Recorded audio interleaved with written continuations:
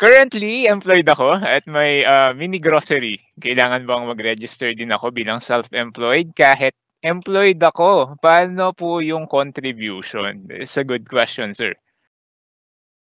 Oo, very timely yung question ni Jomjom. Actually, wala siya dun sa slides. I assume si Jomjom very particular dito sa question na to. And nakinig siya kasi ito talaga wala dun sa mga pinresent ko. So una, tanong niya is, kailangan bang mag-register ako bilang self-employed, being a mini grocery owner? Sa SSS, meron tayong program na meron kang multiple membership. Kasi hindi naman yan first pa lang sa SSS membership. No, may mga employed members tayo, like sa case ni Jomjom, na meron din siyang side hustle, kung tawagin natin, may mini grocery siya. So yung side hustle mo sa buhay, Jomjom, pwede ka pa rin magrehistro bilang self-employed member na SSS.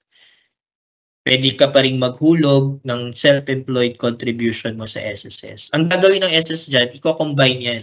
So yung employed contribution mo plus your self-employed contribution, ikino-combine namin yan.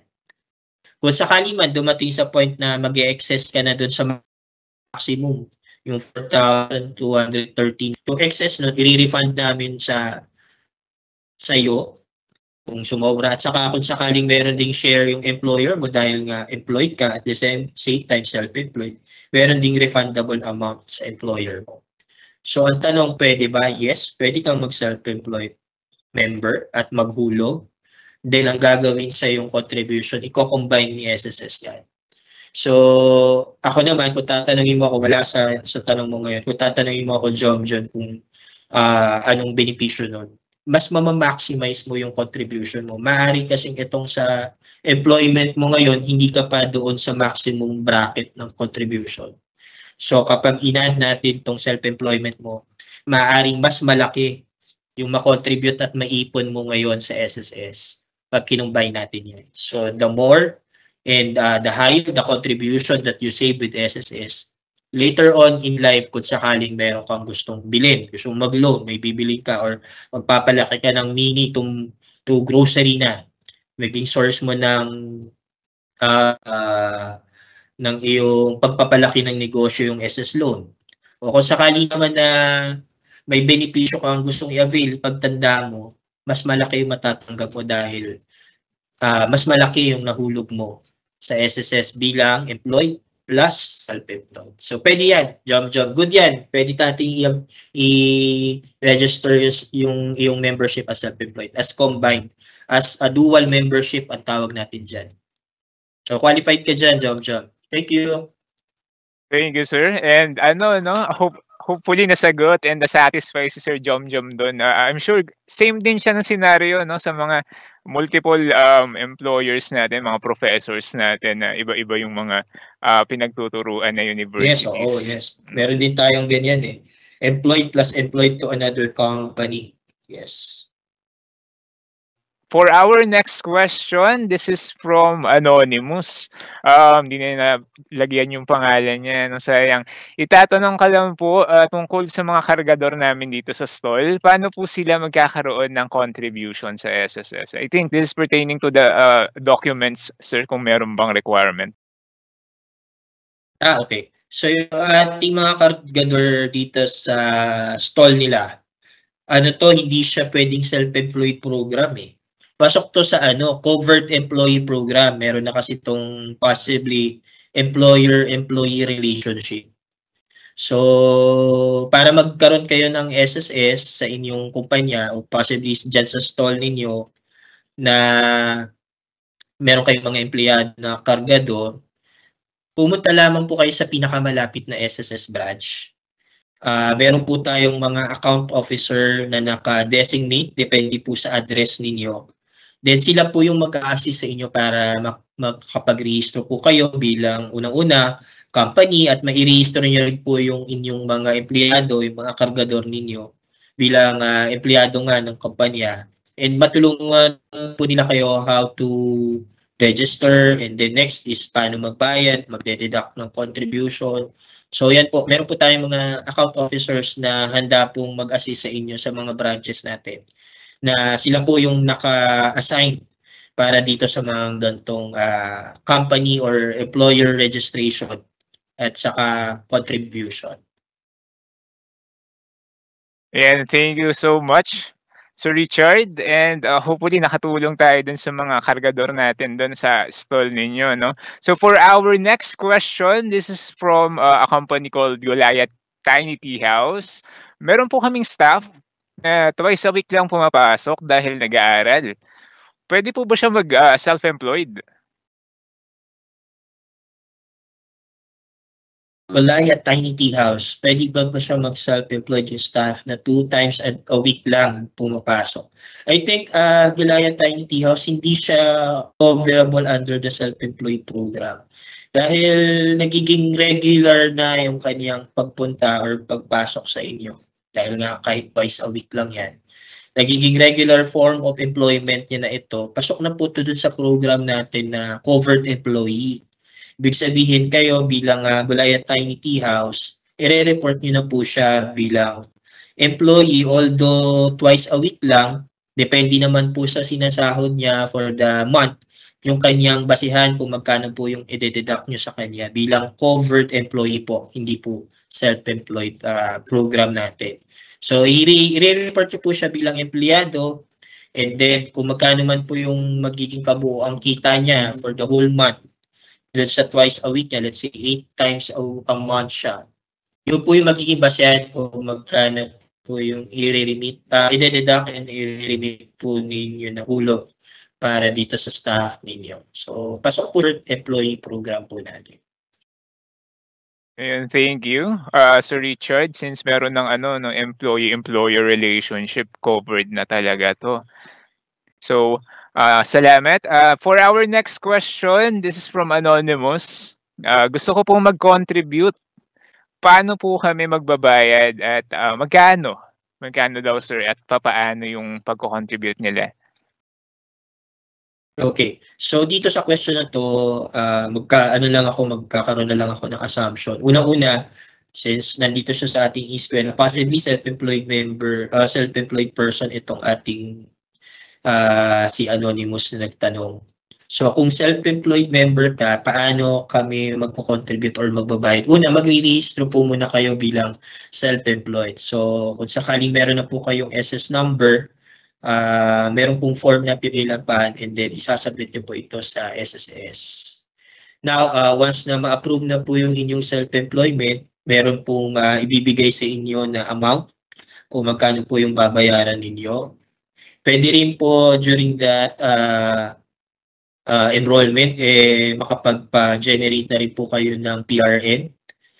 So, through that PRN, yun po yung gagamitin nyo para magbayad po kayo through our payment partners. Pwede sa GCash, Maya, sa ating mga online banks. Pwede po siya. Pwede rin over the counter sa Bayad Center, sa SM. So, yan po yung mga ating mga payment partners. So, una, pagrehistro. Pangalawa, mag-generate po tayo ng PRN kasi yun po yung gagamitin natin sa pagbabayad. And then pangatlo po is magbayad na po tayo sa ating mga payment partners. And then as a reminder po, we really recommend na makapag-create na rin po kayo ng inyong mga account, po online, yung ating my.sss account, para ma-monitor nyo naman po yung inyong records. Anytime po yan, available naman po yung ating SSS, my.sss online. So, mamomonitor nyo po kung napopost na po yung inyong mga hulog every time na nagbabayad po kayo. That's it. Ayun, thank you so much, Sir Richard. And for our last question, this is from Sir Dan Dansoy. Ano po yung requirements para mag-register ng self-employed, Sir Richard? Yun. So, Sir Dan Dansoy, wala po tayong inire-require na any document para patunayan na self-employed po kayo. Ang ipapakita nyo lang po sa ating branch personnel, yung ID nyo lang po, para lang po patunayan na kayo po si Dan. Kasi ito yung SS number ko, papakita ko lang, ito yung ID ko, ako si Dan Dansoy. And then magre-register lang po ako as self-employed. Isa po kung let's say, pwede kang let's say, tulad na na-mention natin example kanina, self-employed siya na virtual assistant, si Dan. So, lagay nyo lang po doon kung anong form of self-employment, virtual assistant ako, kailan ako nag-start, let's say 2024, magkano yung kinikita mo every month. So, let's say 10,000, 20,000 per month.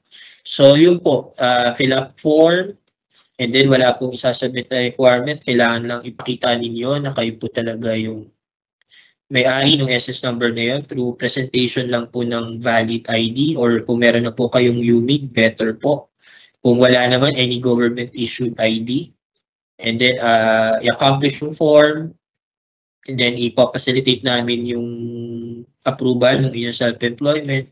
Then, that's it. Registered na po kayo as self-employed. Now, to complete the process, so, magbabayad po tayo ng contribution after registration every month or every quarter po. So, importante rin po na after po nating makapag-register, maituloy naman po natin to payment para protektado po tayo bilang miyembro ng SSS. What will be the advantage of being tagged as self-employed member compared to an SSS voluntary member, Sir Richard? Advantage. So, unang-una, maraming advantages yung ating self-employed. Yung sinasabi nating tamang membership type. So, kapag self-employed ka, una, depende sa nature ng self-employment. Kapag self-employed ka, may mga program tayo sa self-employed members na maluwag yung deadline ng contribution. So, pwedeng yung mga informal sector workers natin, mas maluwag yung deadline. Hindi na siya dun sa quarterly na deadline. Pangalawa, covered ka ng EC, Employees Compensation Program. Dito sa Employees Compensation Program natin, ito yung pag may mga contingency ka o merong pagkakasakit, pagkabalda, or pagkadisgrasya na dahil doon sa self-employment mo, example, self-employed na, let's say, common ngayon yung napapanood ko sa social media, vlogger, motovlogger. Ibig sabihin, nag-vlog siya and then nag-earn siya ng income through that motovlogging, through pagmumotor. Na-upload niya sa social media accounts and then kumikita siya through that vlogging. So let's say for example, itong ating motovlogger na disgrasya siya during the vlogging. Kasi motor, very high risk yan. So, na-disgrasya, kailangang maoperahan or kung sakali man, nagkasakit. Because of that, no? So, pwede siyang mag-claim ng EC benefit. Bukod pa dun sa SS benefit na matatanggap niya. Dahil work-connected yun, in-enroll niya sa SSS na isa akong motovlogger. Ito yung source of income ko. Nakapag-rehistro siya, nagbayad. Nagtuloy-tuloy naman ang pagbabayad. And then here comes the accident. Pwede siya mag-claim sa SSS. Pwede siya mag-claim sa EC. Dahil work-connected yung naging source ng kanyang accident. No? So, it's very important na tama yung ating pagkilala ng membership type. From being self-employed or from being a voluntary member. So, kung meron tayong source of income na pwede nating sabihin self-employed tayo dahil independent pursuit yan nung ating source of income. Marami na kasing gig ngayon na pwede nating gawin diba? So, pwedeng online, freelancing, pwedeng nasa informal economy ka na gumagawa ka ng hustle mo, no? So, lahat yan, kung i-adapt natin, pwede ka maging self-employed member. Instead of, kung voluntary member, wala po kasi siyang EC benefit. And then, sa deadline, tulad na na-mention ko, naka-fix po siya doon sa quarter of the month. Let's say, for the first quarter, ang deadline on April 30. So, yun. So, yung dalawang yun, it's very important na ma-emphasize natin yung bakit kailangan tama yung pagre-rehistro na ating member as self-employed. That's it. Sana clear Sana clear yung ating sagot sa ating anonymous sender. Ayun, thank you Sir Richard sa pagsagot. Hopefully nasagot yung or naliwanagan lalo yung ating anonymous member. Sir, yung retroactive payment, matagal na may business pero now lang nag-register. Pwede pa ba 'yun? Yes. So siya yung may-ari ng business. Tapos, let's say, sabi niya nga, retroactive, matagal na. Let's say, nag-start siya nung 2020 pa na nagbi-business. Siya yung may-ari ng business na yon. Magre-register siya ngayon, February, o kaya naman bukas, Feb 29, or sabihin natin next week na siya may time pumunta sa SSS. So, for those case na baka possibly may SS number na ito, I'm assuming may SS number na. So, pupunta siya sa SSS, dala-dala niya na yung na-download and na-accomplish niya na member data change request. So, i-report niya doon, I'm a business owner. Kailan siya nag-start? Let's say 2020. Tapos magkano kita niya? Let's say 10,000 every month. So, ipoprocess ng ating member service officer yon, pero hindi niya nababayaran yung hulog niya since 2020. Start siya ngayong, let's say, March 2024. Dahil ngayon lang siya nagparehistro bilang self-employed. Di na po yun sisingilin ng SSS. Wala po tayong retroactive payment for self-employed members. So, don't worry. Importante sa SSS, makapag-rehistro po kayo at makapagsimulang magbayad. Hindi po namin hahabulin yung mga nakaraang buwan or taon na naging self-employed na kayo or nagsimulang magnegosyo na bilang self-employed.